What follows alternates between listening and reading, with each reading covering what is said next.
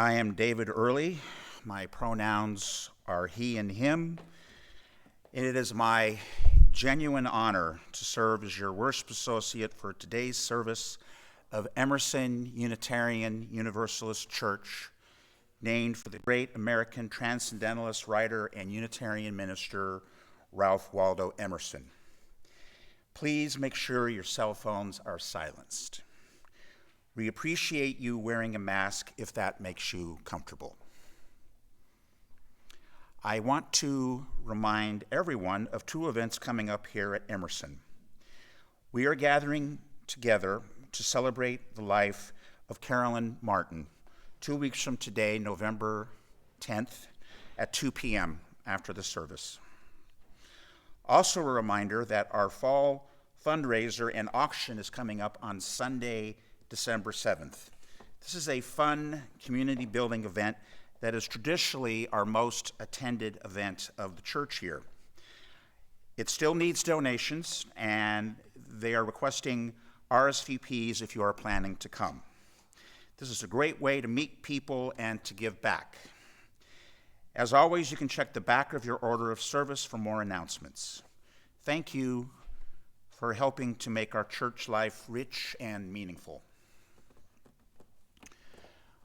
We acknowledge that our church is on land forcibly taken from those who have called it home for thousands of years, inhabitants of the villages of Tatonga and Atavasanga that held the cultures and languages for the Quiche, Tongva, Tataviam, and Chumash peoples. The Tongva tribe called it Tovangar. This land remains part of their enduring identity and heritage. We recognize that these tribes are fortunately still here, and we are committed to honoring their land, stories, culture, and community.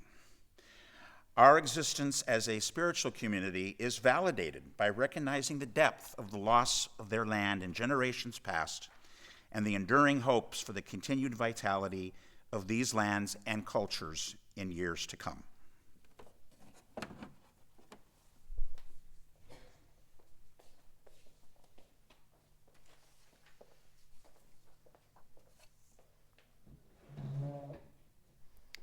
Good morning, everyone. It's nice to be with you this morning. I'm the Reverend Chloë Briedé, and I'm the minister here at Emerson Unitarian Universalist Church. Before I get started, I was mentioning to David this morning that we have a basket up here that we collect food for West Valley Food Pantry, and you're always welcome to bring something on Sunday mornings if you'd like to contribute. But I heard recently that the recovery groups that meet in our space also bring food to donate. And I thought that was just really nice, and we didn't know that. So I wanted to share that fact with you, that they like to bring food and share it with our community and donate along with us. So we're not just doing this on Sunday mornings, but it's happening throughout the week. So our opening words this morning come from the Reverend Dr. Jason Cook, and he's the minister currently serving the Santa Clarita congregation. We seekers are on a quest to discover truth and meaning. Sometimes we think we've found it, wrapped up, glimmering with newness, straight off the intellectual assembly line. All the answers right here for us and others if they'd only listen.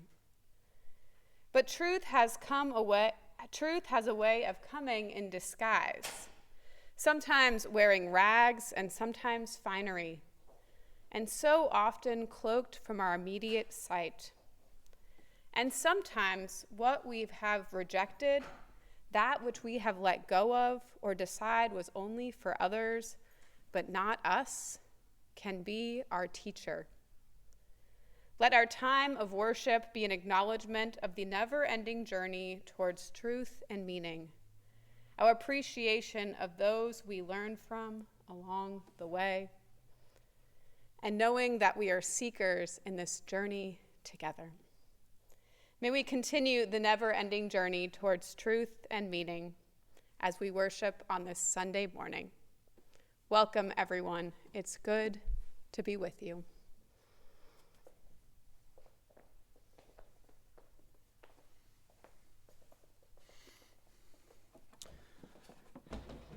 And now I ask that you rise in body and spirit for our chalice lighting. These are the words by Adam Slate. We gather this morning as one community, a community united by common ideals: love, justice, diversity, freedom, mutual care, equity. Yet look around. Look at the faces of those around you. Each face represents an individual. Every one of us with our own story, needs, strengths, and faults. We light our chalice today, honoring our common connection and also the uniqueness that lives within each of us. We will now recite our covenant in English and in Spanish. Love is the doctrine of this church. The quest for truth is its sacrament. Service is its prayer. To dwell together in peace, to seek knowledge and freedom, to serve humanity in fellowship. Thus do we covenant. La doctrina de esta iglesia es el amor. La búsqueda de la verdad es su sacramento. Y el servicio es su oración. Vivir juntos en paz, buscar el conocimiento en libertad, servir a la humanidad en comunión. Este es nuestro pacto. You may remain standing for our opening hymn, number 1023 in the teal hymnal, Building Bridges. Number 1023 in the teal hymnal, Building Bridges. It is here it's written as a 4-part round. We're going to do it as a 2-part round because of our numbers. This makes sense. So we're going to sing it through once, the whole thing, and then we'll go 1 and 2. You want to start off? I'll take 2. You'll take 1. Okay, I'll start off 1. We got the sound.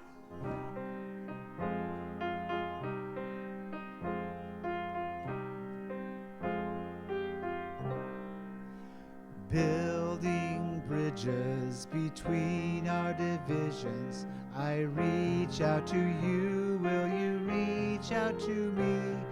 With all of our voices and all of our visions, friends, we could make such sweet harmony. Building bridges between our divisions.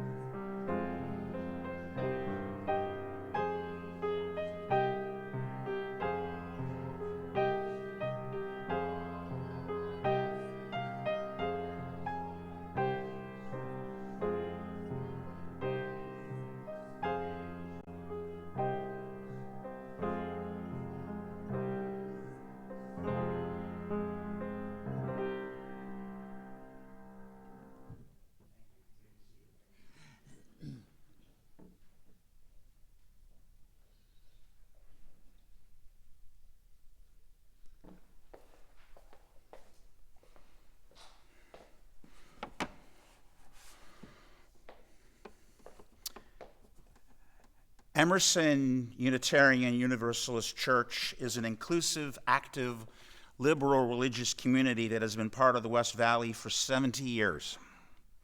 We are brave, curious, and compassionate thinkers and doers. We are diverse in faith, ethnicity, history, and spirituality, but aligned in our desire to make a difference for the common good. We are proud to stand on the side of love, justice, and peace. We think for ourselves and recognize that life experience significantly influences our beliefs. On the forefront of lesbian, gay, bisexual, transgender, and queer inclusion for decades, we are people of all sexual orientations and gender identities. We welcome you, your whole self, with all your truths and your doubts, your worries and your hopes. I am very pleased that you are here in person and online for worship this morning.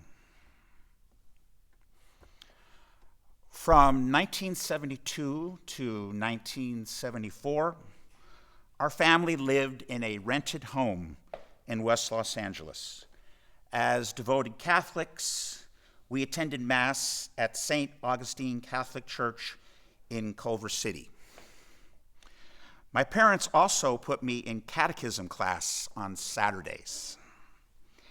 Catechism is essentially the Catholic equivalent of UU religious education.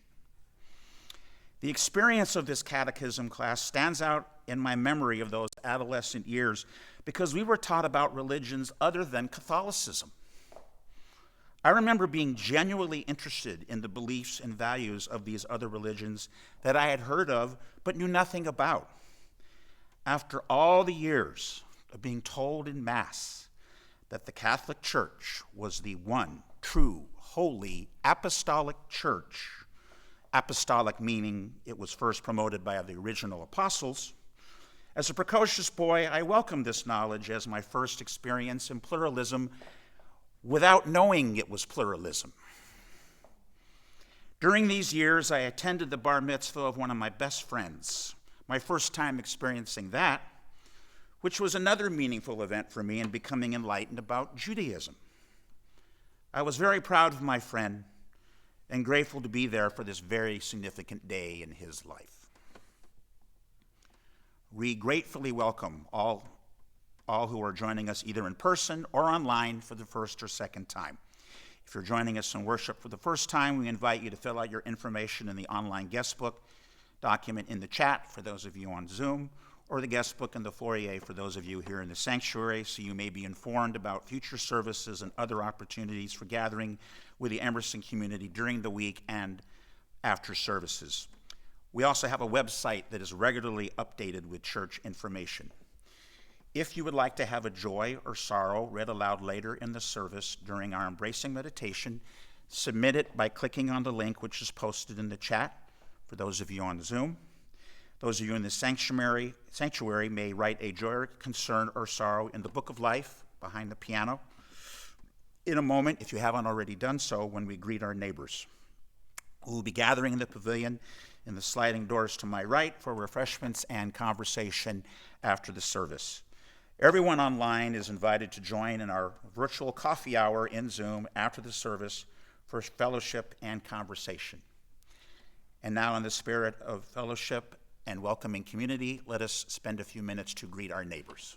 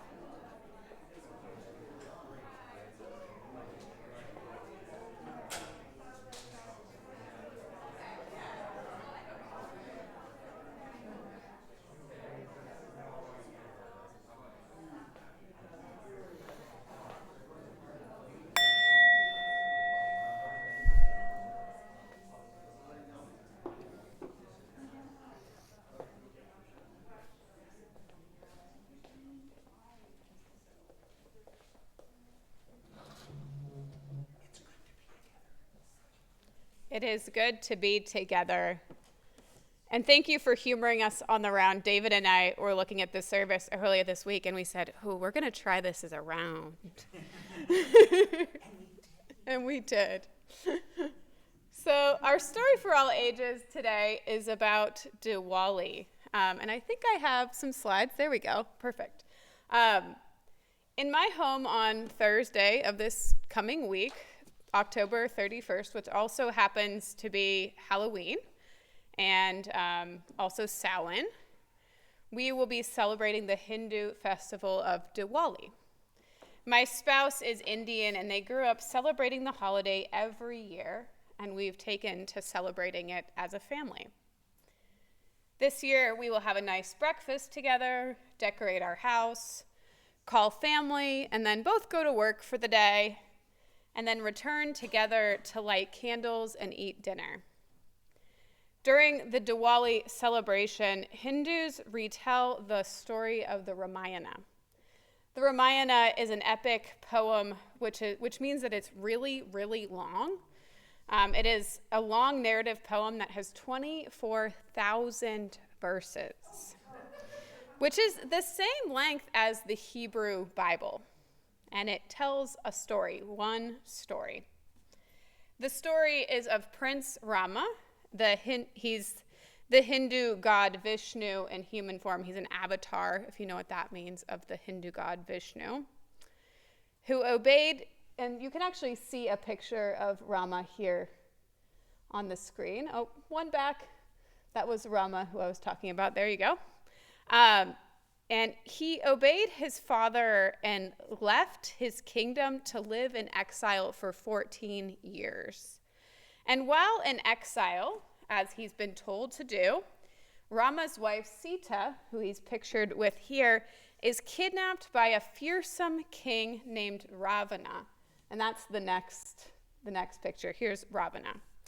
And is taken away, Sita is taken away to his kingdom of Lanka. And I don't know if people know that word, Lanka, but it actually, if you look at a map of where they think this happened, Lanka was actually Sri Lanka, the island off the coast of India that's its own country. Rama, after learning of Sita's kidnapping, embarks on a long journey and fights for Sita courageously. He eventually defeats Ravana and rescues his wife. And Diwali marks the day that Prince Rama triumphantly returned to his kingdom of Ayodhya with his wife. And it's said that Ayodhya's citizens welcomed their prince home with thousands of glowing oil lamps on a moonless night. So I think the next slide might show us some oil lamps. There we go. The lamps symbolize the victory of good over evil, and Hindus celebrate this story every year by lighting millions of lamps all over the world. They also hang up beautiful colorful lights, basically what we'd call multicolored or rainbow Christmas lights, and shoot off fireworks. The air in Delhi is so bad after Diwali that it's like worse than the worst pollution you could imagine because there's so many fireworks on Diwali. Another part of Diwali and a lot of Indian festivals is making sand paintings on doorsteps or the thresholds of houses. And so here's more lamps, and then here's a sand painting. These sand paintings are called rangolis. The rangoli represents the happiness, positivity, and liveliness of the household, and it is intended to welcome Lakshmi, the goddess of wealth and good luck. It is believed that a Hindu household without a clean entrance in a rangoli is one of bad luck. So you don't want to have bad luck, so you make a rangoli, and if you want the blessings of the goddess, you sweep your porch and open your door as a way of welcome, put out candles, and make your sand painting. So I think the next one is also another one, and then I have a very brief, maybe 20-second video of a rangoli for you all.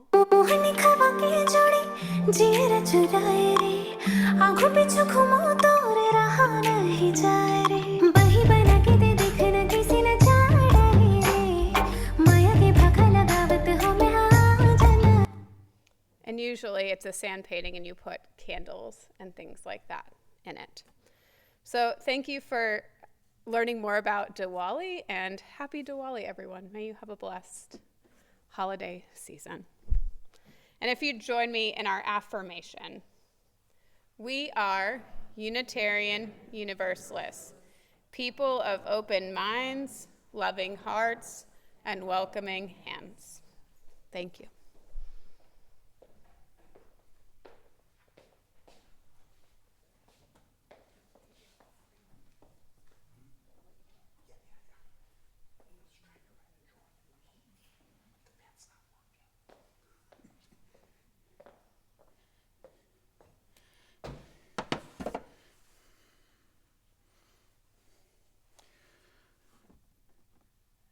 As part of our commitment to serve our community, we share half our offering with local organizations whose work furthers our mission. In October, we are sharing our offering with the West Valley Food Pantry. At the West Valley Food Pantry, no one goes away hungry. It innovatively ends hunger by operating a drive-through food pantry 5 days a week. On a weekly basis, its dedicated staff and volunteers pick up about 15,000 pounds. That's 7.5 tons of food from our grocery partners. Additionally, it operates a senior food delivery program for more than 600 seniors a month and provides shelf-stable food for people experiencing homelessness that visit the West Valley Food Pantry. Contribute at donate.emersonUUC.org or scan the QR code and select Sunday offering shared with charity in the Breeze mobile app. If you are writing a check, please write "share the plate" in the memo. We give these gifts freely. We receive these gifts gratefully. We dedicate these gifts to the work of our congregation, serving human wholeness, caring for our planet, upholding religious freedom, welcoming the stranger, loving one another. The offering will now be gratefully received.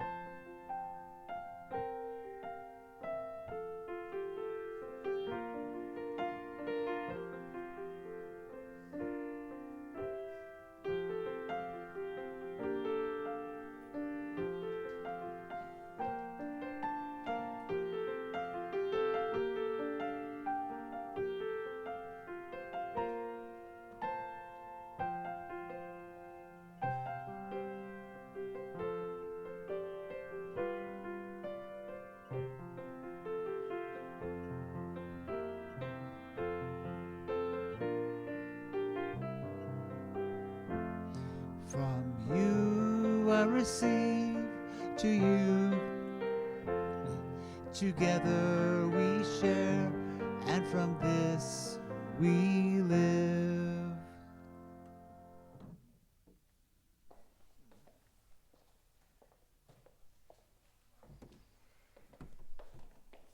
I will now share the joys and sorrows, the thoughts and prayers contained in our book of life.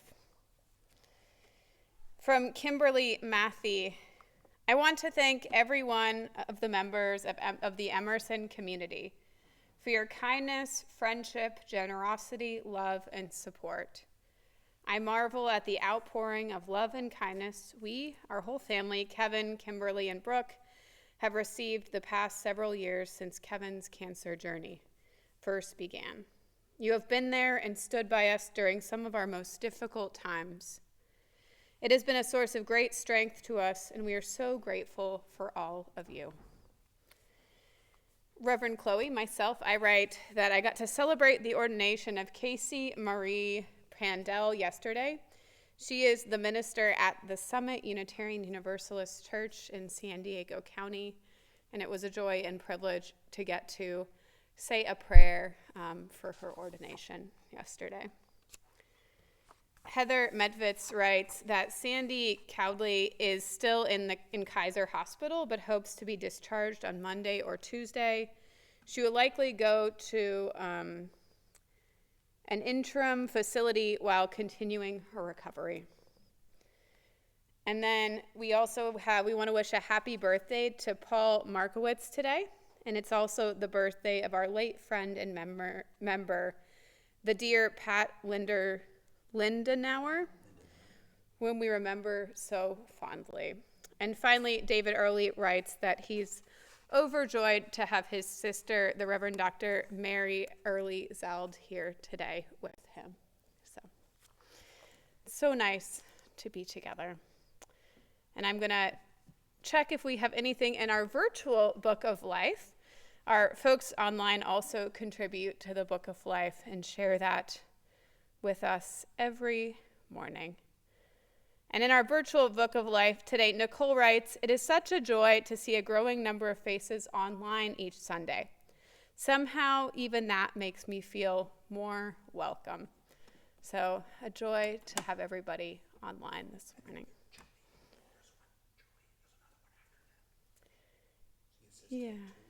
Yeah, that was from earlier in the month. Yeah.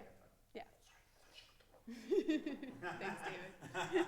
David wants to make sure I don't miss anything, and I appreciate that. If you guys don't know, I've only been here about 2 months, so I still occasionally miss things.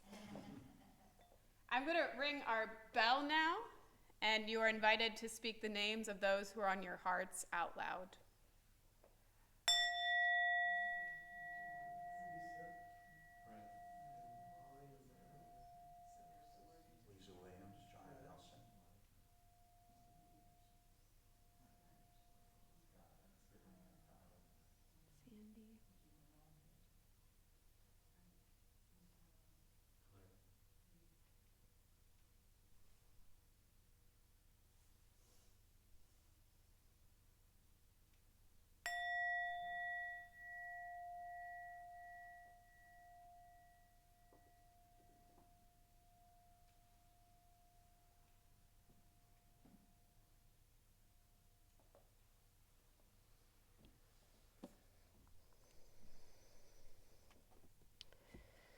I invite you now to get comfortable in your chair, maybe settle in a little bit, put your feet flat on the ground if that feels good.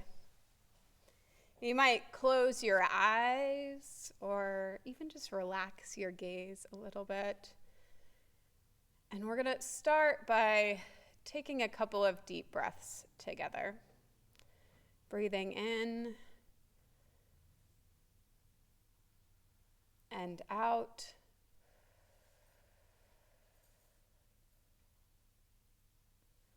Breathing in and out.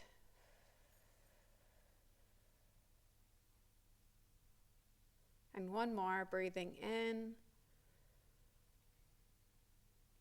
and out. We're going to take a moment of silence, and perhaps during this silence you can concentrate on the sounds in the room around you. The clock ticking, folks moving or breathing, coming into the room together, brought here by the sounds around us.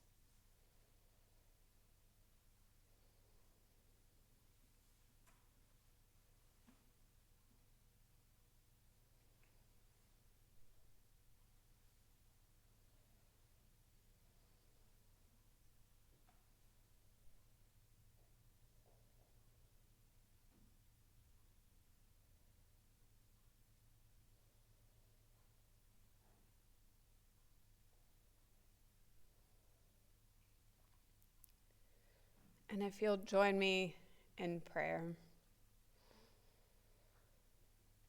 Spirit of life and love, bless those who have come together today. Bless those who are suffering, those who've had losses and are grieving, those who are remembering people long gone or people who have passed recently. Spirit, bless those who are suffering, whether sick in body or mind, or even just low in spirit. Bless them. Bless them with love and forgiveness and care, whatever they need today.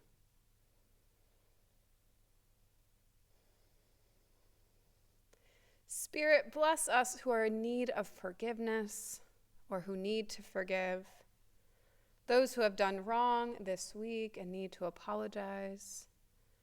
Those who need to apologize themselves or need to give forgiveness, to forgive others, to forgive for something that's happened this week.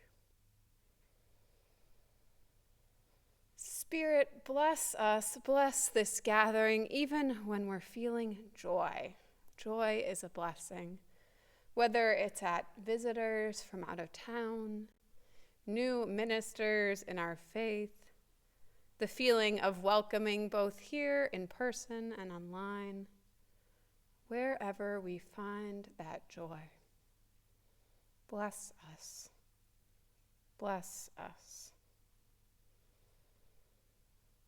Take another moment of silence and then come back into the room together.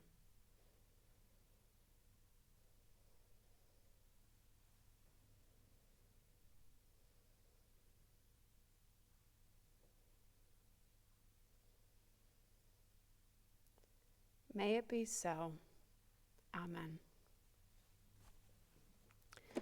Our centering hymn this morning is number 83, Winds Be Still.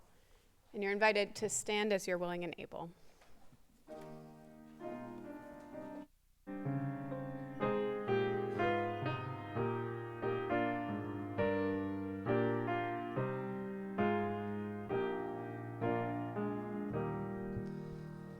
Winds be still, storm clouds pass and silence come. Peace grace this time with harmony.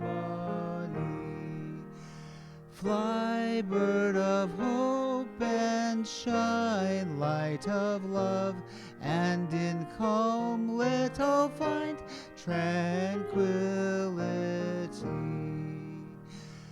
Bird, fly high, lift our gaze toward distant view. Help us to sense life's mystery. Fly high and far and lead us each to see how we move through the winds of eternity. Light shine in, illuminate our inward view. Help us to see with clarity. Shine bright and true so we may join our songs in new sounds that become full symphony.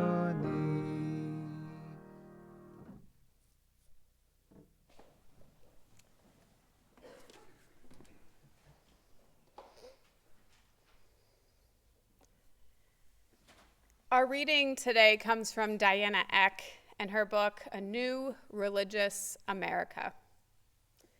The terms exclusion, assimilation, and pluralism suggest three different ways in which Americans have approached our ever broader cultural and religious diversity. For exclusionists, the answer to the tumultuous influx of cultural and religious diversity, which seems to threaten the very core of civilization of America, was to close the door, especially against the entry of truly alien, whether Asian, Catholics, or Jews. The message, in brief, was stay home or go home, or in any case, be excluded from the table of participation here in America.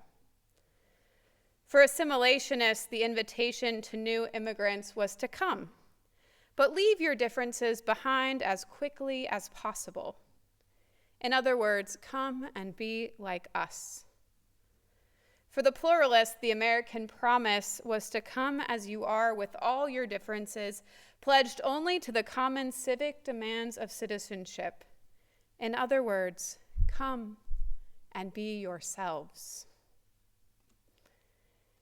It was a dark night in December, and the first speaker opened the service with a poem.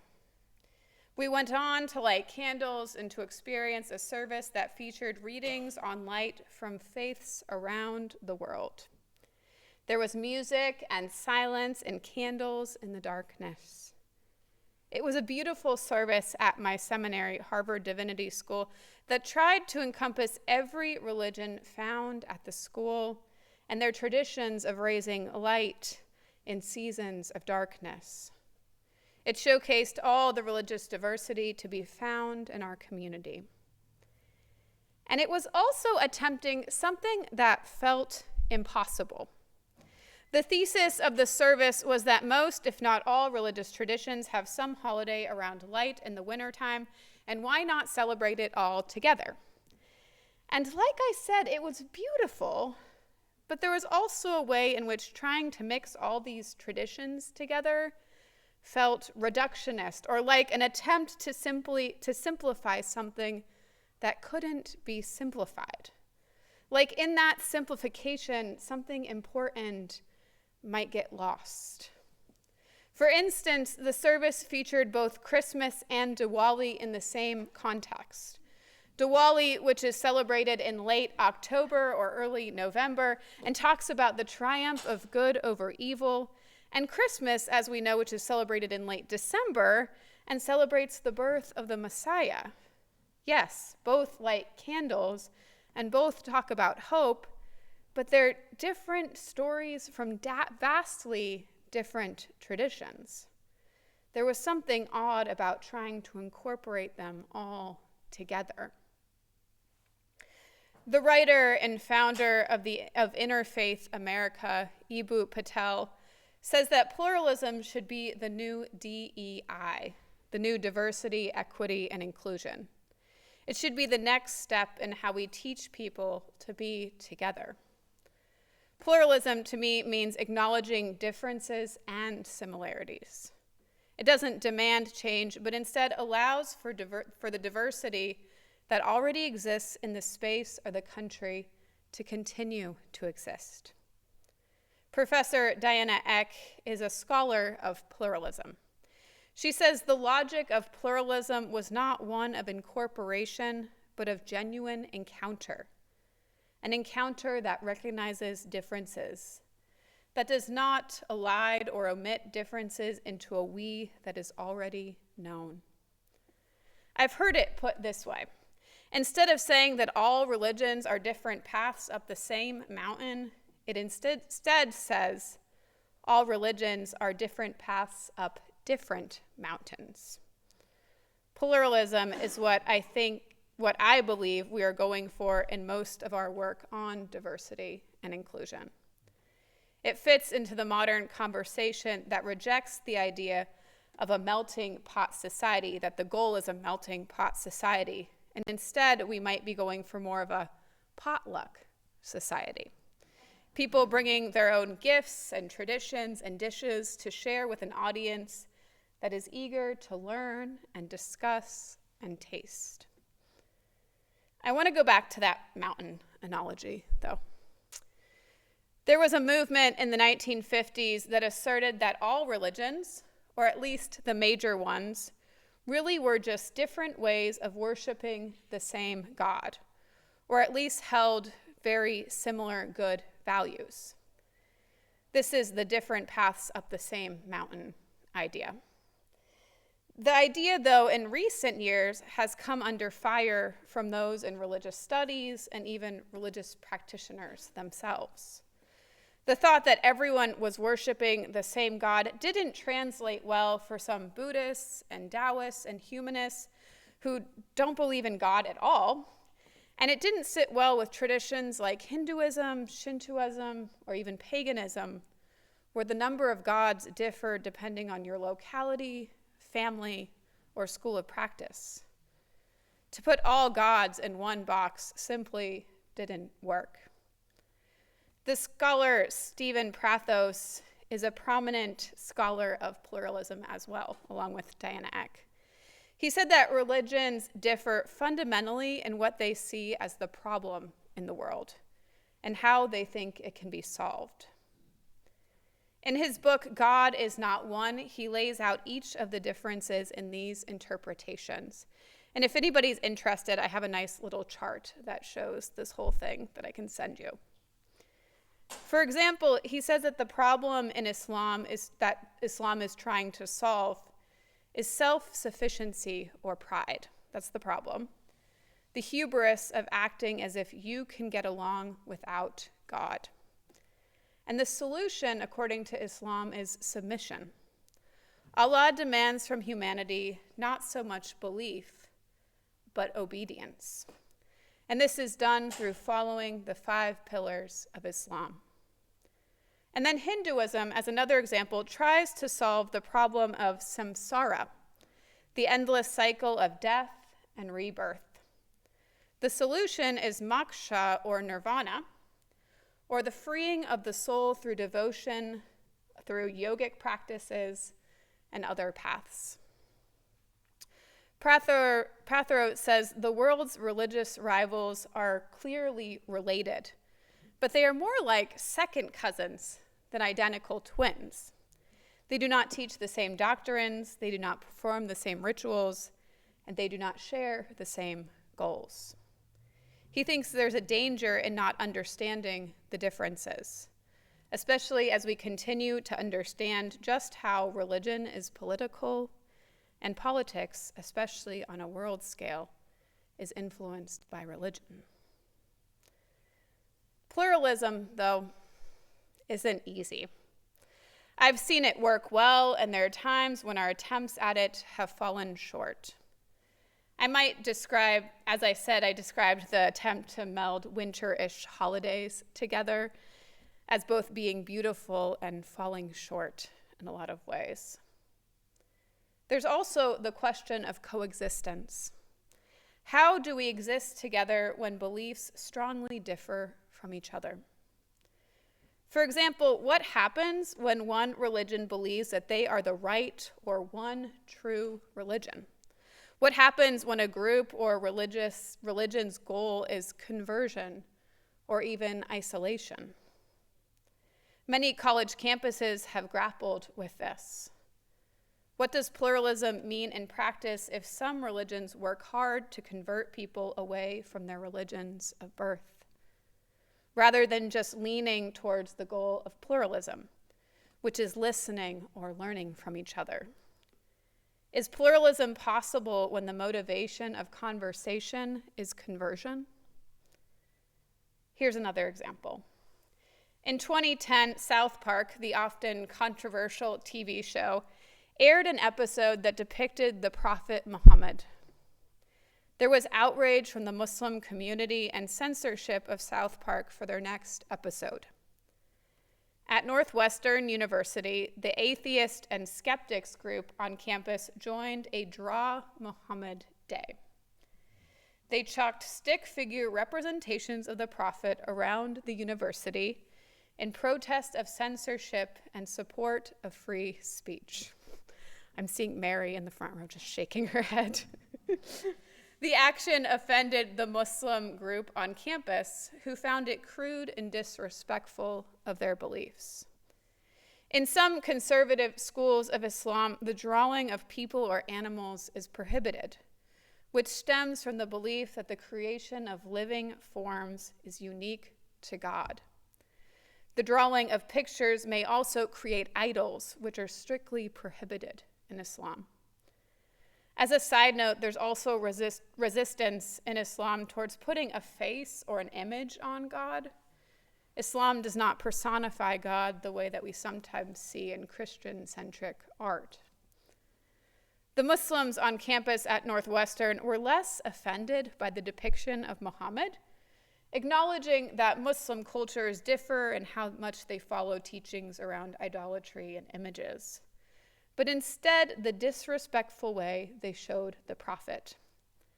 I think stick figures with chalk didn't qualify as respectful in their view. I think I know where I would have come down on this debate. I would have likely wanted to protect the right to free speech, but wouldn't have chosen to have been one of the chalkers. I wouldn't have been up there drawing. This issue, though, highlights how hard it is to practice pluralism. What happens when someone's right to free speech bumps up against another person's faith? How does one do interfaith work when some folks don't even want queer people in the room or believe in taking any opportunity to save souls?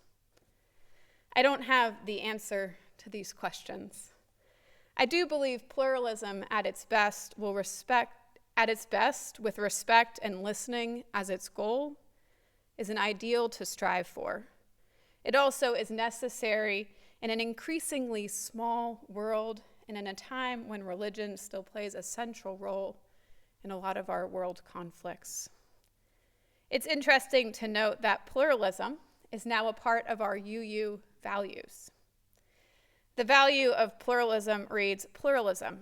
We celebrate that we are all sacred beings, diverse in culture, experience, and theology. We covenant to learn from one another in our free and responsible search for truth and meaning. We embrace our differences and commonalities with love, curiosity, and respect. I think that speaks to the highest ideals of pluralism.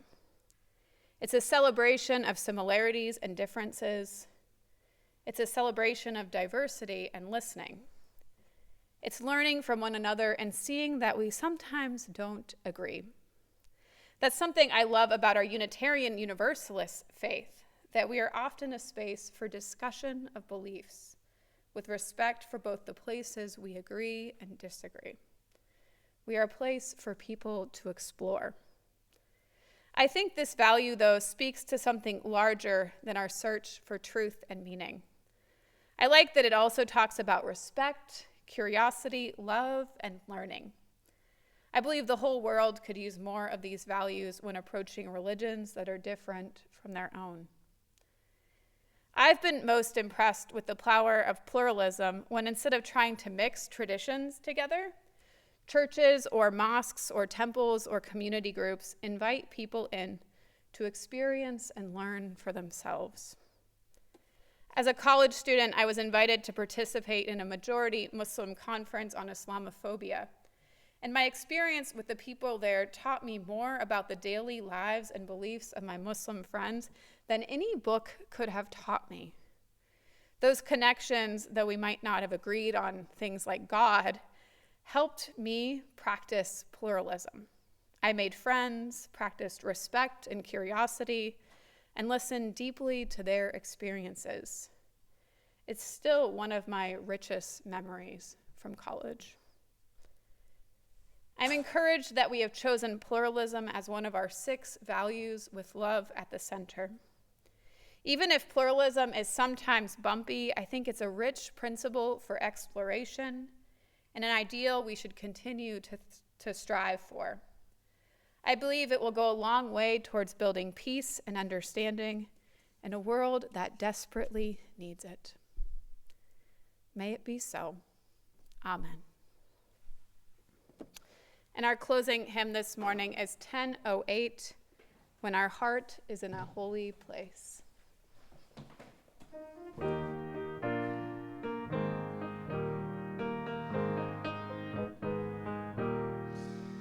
When our heart is in a holy place, when our heart is in a holy place, we are blessed with love and amazing grace. When our heart is in a holy place, when we trust the wisdom in each of us, every color, every creed and kind, and we see our faces in each other's eyes, then our heart is in a holy place. When our heart is in a holy place, when our heart is in a holy place, we are blessed with love and amazing grace. When our heart is in a holy place, when we tell the story from deep inside, and we listen with a loving mind, and we hear the voices in each other's words, then our heart is in a holy place. When our heart is in a holy place, when our heart is in a holy place, we are blessed with love and amazing grace. When our heart is in a holy place, when we share the silence of sacred space, and the God of our heart stirs within, and we feel the power of each other's faith, then our heart is in a holy place. When our heart is in a holy place, when our heart is in a holy place, we are blessed with love and amazing grace. When our heart is in a holy place, when our heart is in a holy place.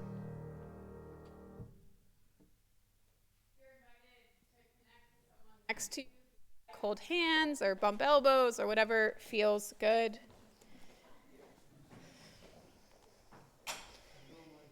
We just sang, when our heart is in a holy place, when we tell our stories from deep inside, and we listen with a loving mind. May we listen with a loving mind, raising up our value of pluralism. May it be so.